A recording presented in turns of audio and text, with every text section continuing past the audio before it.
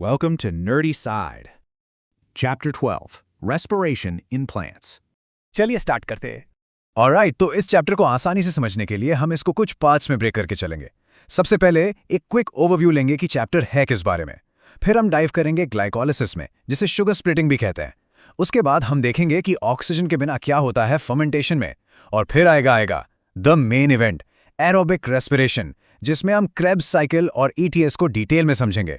Finally पूरा हिसाब किताब करेंगे कि कितनी एटीपी बनी और एग्जाम के लिए कुछ इंपॉर्टेंट पॉइंट्स डिस्कस करेंगे। तो चलिए स्टार्ट करते हैं। सोचो, जैसे हमें काम करने के लिए एनर्जी चाहिए जो हमें खाने से मिलती है, प्लांट्स को भी तो एनर्जी चाहिए। वो अपना खाना तो बना लेते हैं, पर उस खाने से एनर्जी निकालने का जो प्रोसेस है, बस वही है रेस्पिरेशन। ये बेसिकली ग्लूकोज को स्टेप बाय स्टेप तोड़ने का प्रोसेस है, ताकि उसमें से एनर्जी आराम से रिलीज हो सके। और ये सारी एनर्जी एक स्पेशल मॉलिक्यूल में पैक हो जाती है, जिसका नाम है एटीपी। इसे आप सेल की एनर्जी करेंसी मान सकते हो। बिल्कुल वैसे जैसे हमें कुछ खरीदने के लिए पैसे चाहिए, सेल को कोई भी काम करना हो, उसे एटीपी खर्च करना पड़ता है। चलिए अब इसकी टेक्स्ट बुक डेफिनेशन को डिकोड करते हैं। एनसीईआरटी क्या कहती है कि ये कॉम्प्लेक्स कंपाउंड्स के सीसी बॉन्ड्स को ऑक्सीडेशन से तोड़ना। थोड़ा टेक्निकल लग रहा है ना? सिंपल भाषा में इसका मतलब है कि कार्बन के बॉन्ड्स के अंदर जो एनर्जी छिपी हुई है, उसे ऑक्सीडेशन करके आजाद करना। That's it. और जिन कंपाउंड्स को तोड़ा जाता है एनर्जी के लिए, उन्हें हम कहते हैं रेस्पिरेटरी सबस्ट्रेट्स। सबसे कॉमन और अहम सबस्ट्रेट तो ग्लूकोज ही है, पर हाँ, जरूरत पड़ने पर फैट्स और प्रोटीन्स भी एनर्जी देने के लिए आ जाते हैं। ओके, तो रेस्पिरेशन की पूरी कहानी का पहला chapter you can say universal first step है ग्लाइकोलिसिस। इसके नाम में इसका पूरा मतलब छुपा है। देखो, ग्लाइको का मतलब होता है शुगर और लाइसिस का मतलब है तोड़ना। तो क्या हुआ? Sugar splitting. सिंपल। और इसकी सबसे कूल बात पता है क्या है?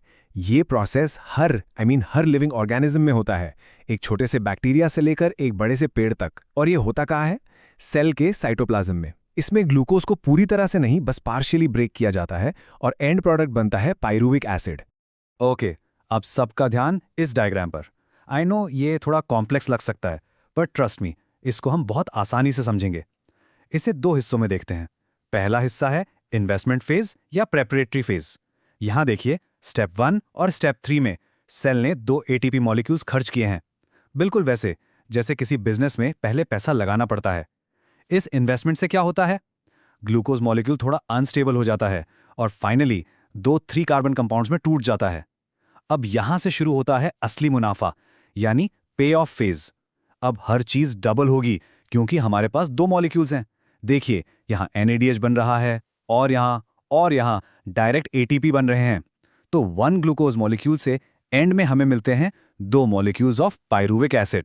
तो चलिए अब ग्लाइकोलिसिस का फाइनल हिसाब किताब कर लेते हैं। हमने इन्वेस्ट कितना किया था? 2 ATP, और हमें रिटर्न में क्या मिला? टोटल 4 ATP और 2 NADH। तो नेट प्रॉफिट कितना हुआ? सिंपल मैथ है, 4 बने 2 खर्च हुए, मतलब नेट गेन हुआ 2 ATP का, और साथ में बोनस मिला है 2 NADH मॉलिक्यूल्स का। ये बहुत इंपॉर्टेंट है, इसको याद रखिएगा। Net gain from glycolysis is 2 ATP and 2 NADH। Okay, तो ग्लाइकोलिसिस के एंड में हमें मिल गया पाइरुविक एसिड। लेकिन अब आगे क्या? इस पाइरुविक एसिड का फ्यूचर, इसकी किस्मत अब डिपेंड करती है एक चीज पर, और वो है ऑक्सीजन। अब यहां से 2 रास्ते निकलते हैं। अगर सेल के पास ऑक्सीजन अवेलेबल नहीं है, तो वो एक अलग रास्ता लेगा, जिसे हम कहते हैं फर्मेंटेशन, यानी एनारोबिक रेस्पिरेशन। तो फर्मेंटेशन के 2 मेन टाइप्स हैं। पहला है लैक्टिक एसिड फर्मेंटेशन। ये आपको कुछ बैक्टीरिया में मिलेगा, और हमारी अपनी मसल्स में जब हम बहुत ज्यादा एक्सरसाइज कर लेते हैं और ऑक्सीजन की कमी हो जाती है, तब यही होता है। इसमें पाइरुविक एसिड सीधे लैक्टिक एसिड में बदल जाता है। दूसरा टाइप है अल्कोहलिक फर्मेंटेशन। इसका हीरो कौन है? यीस्ट। इसमें पाइरुविक एसिड पहले एसिटाल्डिहाइड बनाता है और यहां पर CO2 गैस रिलीज होती है। फिर यह एसिटाल्डिहाइड एथेनॉल में कन्वर्ट हो जाता है। पर एक मिनट, इन दोनों प्रोसेसेस का असली मकसद, द रियल गोल, ATP बनाना है ही नहीं। इनका मेन काम है NADH को यूज करके वापस NAD+ बना देना, ताकि ग्लाइकोलिसिस का प्रोसेस बंद ना हो और एटलीस्ट 2 ATP तो मिलते रहें। चलिए इन दोनों के बीच एक क्विक कंपैरिजन कर लेते हैं, एरोबिक वर्सेस एनारोबिक। ऑक्सीजन की बात करें, एरोबिक को जरूरी है, एनारोबिक को नहीं। लोकेशन, एनारोबिक सिर्फ साइटोप्लाज्म में होता है, जबकि एरोबिक साइटोप्लाज्म में शुरू होता है और माइटोकॉन्ड्रिया में खत्म होता है। ब्रेकडाउन कैसा होता है? एरोबिक में ग्लूकोज का कंप्लीट ब्रेकडाउन होता है, कंप्लीट ऑक्सीडेशन। एनारोबिक में इनकम्प्लीट। और सबसे बड़ा डिफरेंस एनर्जी का। नेट एटीपी गेन कितना है? एनारोबिक से मिलते हैं सिर्फ 2 एटीपी और एरोबिक से एक वॉपिंग 38 एटीपी। आप डिफरेंस देख सकते हैं कितना ज्यादा है। अब तक जो हमने देखा वो तो बस ट्रेलर था, अब पिक्चर शुरू होगी। अब हम एंटर कर रहे हैं रेस्पिरेशन के मेन स्टेज पर, एरोबिक रेस्पिरेशन। यहां पर आधी अधूरी बात नहीं होगी, यहां होगी कंप्लीट एनर्जी एक्सट्रैक्शन। और ये सब कहां होता है? सेल के पावर हाउस यानी माइटोकॉन्ड्रिया के अंदर। इस प्रोसेस का एंट्री टिकट, इसका वीआईपी पास है ऑक्सीजन। इसके बिना एंट्री अलाउड नहीं है।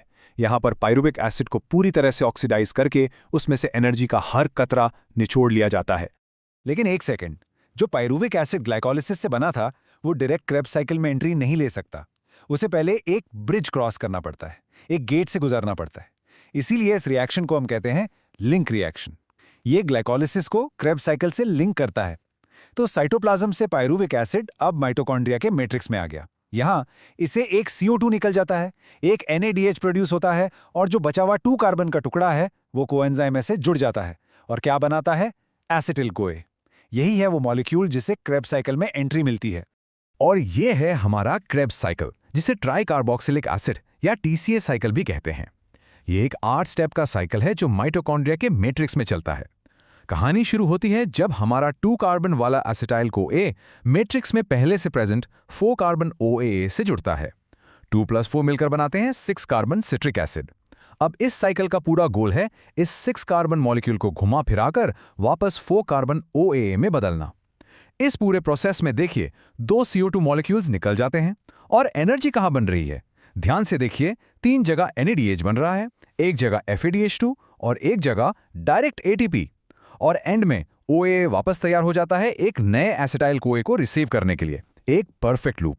ओके, अब तक ग्लाइकोलिसिस और क्रेब्स साइकिल में हमने बहुत सारे NADH और FADH2 कलेक्ट कर लिए हैं। इनको आप हाई एनर्जी चेक्स या पावर बैंक समझ सकते हो।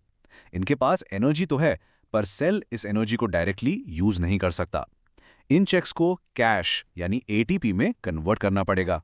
और ये कैश कन्वर्जन का काम होता है रेस्पिरेशन के फाइनल स्टेज में, जिसका नाम है इलेक्ट्रॉन ट्रांसपोर्ट सिस्टम यानी ETS। और ये सिस्टम कहाँ लगा हुआ है? माइटोकॉन्ड्रिया की इनर मेम्ब्रेन पर। चलिए इस डायग्राम को आराम से समझते हैं। इसमें 3 चीजें हो रही हैं। पार्ट 1, इलेक्ट्रॉन्स का सफर। देखिए, NADH अपने हाई एनर्जी इलेक्ट्रॉन्स देता है कॉम्प्लेक्स I को और FADH2 वो अपने इलेक्ट्रॉन्स देता है कॉम्प्लेक्स 2 को। अब ये इलेक्ट्रॉन्स एक रिले रेस की तरह आगे बढ़ते हैं, कॉम्प्लेक्स I से 3 फिर 4 तक। पार्ट 2, प्रोटॉन की पंपिंग। जब ये इलेक्ट्रॉन्स आगे बढ़ रहे होते हैं वो एनर्जी रिलीज करते हैं। इस एनर्जी का यूज करके ये कॉम्प्लेक्सेस प्रोटॉन्स यानी H+ आयंस को मैट्रिक्स से उठाकर इंटर मेम्ब्रेन स्पेस में पंप कर देते हैं। इससे क्या होता है? वहां प्रोटॉन्स की कॉन्सेंट्रेशन बहुत ज्यादा हो जाती है, एक ग्रेडियंट बन जाता है। पार्ट 3, ऑक्सीजन का रोल। अब इन थके हारे इलेक्ट्रॉन्स का क्या होगा? उनका सफर खत्म होता है कॉम्प्लेक्स 4 पर, जहां उन्हें लेने के लिए वेट कर रहा होता है हमारा final hero oxygen. Oxygen in electrons को पकड़ता है और पानी यानी H2O बन जाता है। इसलिए याद रखिएगा, oxygen is the final electron acceptor. अगर ऑक्सीजन नहीं होगा तो ये पूरी चेन जाम हो जाएगी। तो ये पूरे प्रोसेस का रिजल्ट क्या है? ये नंबर एग्जाम के लिए सुपर इंपॉर्टेंट है। हर एक NADH मॉलिक्यूल जब ETS से गुजरता है तो उससे बनते हैं 3 ATP मॉलिक्यूल्स। और FADH से कितने बनते हैं? उससे बनते हैं 2 ATP। अब आप सोच रहे होंगे ऐसा क्यों? FADH2 से 2 ही क्यों? क्योंकि उसने रेस थोड़ी लेट ज्वाइन की थी। याद है, उसने अपने इलेक्ट्रॉन्स कॉम्प्लेक्स 2 को दिए थे, उसने कॉम्प्लेक्स 1 को स्किप कर दिया। इसलिए उसके इलेक्ट्रॉन से थोड़े कम प्रोटॉन्स पंप होते हैं और इसीलिए थोड़े कम ATP बनते हैं। So the entry point really matters. Alright, तो अब वक्त आ गया है फाइनल हिसाब का।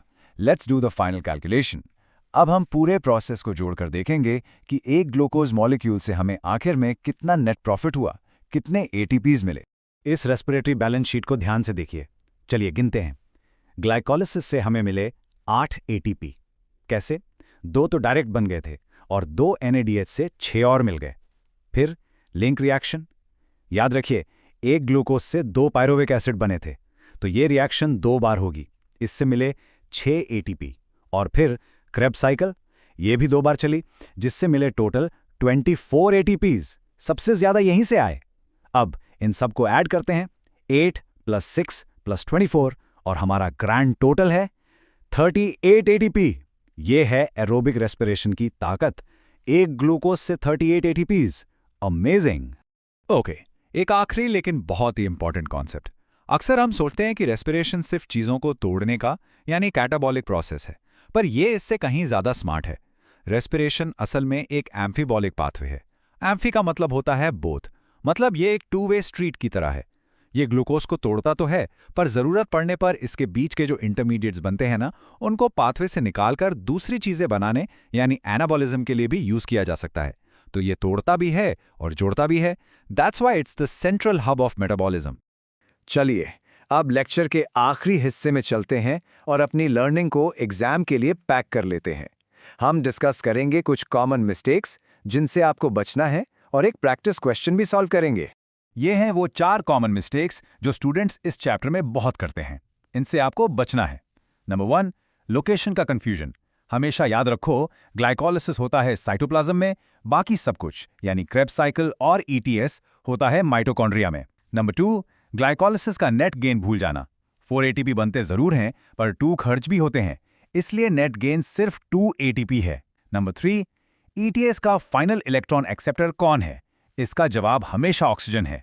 और नंबर 4, फर्मेंटेशन के प्रोडक्ट्स में कंफ्यूज हो जाना। लैक्टिक एसिड फर्मेंटेशन से लैक्टिक एसिड और अल्कोहलिक फर्मेंटेशन से एथेनॉल। बस इन चीजों का ध्यान रखो और आपके मार्क्स सेव हो जाएंगे।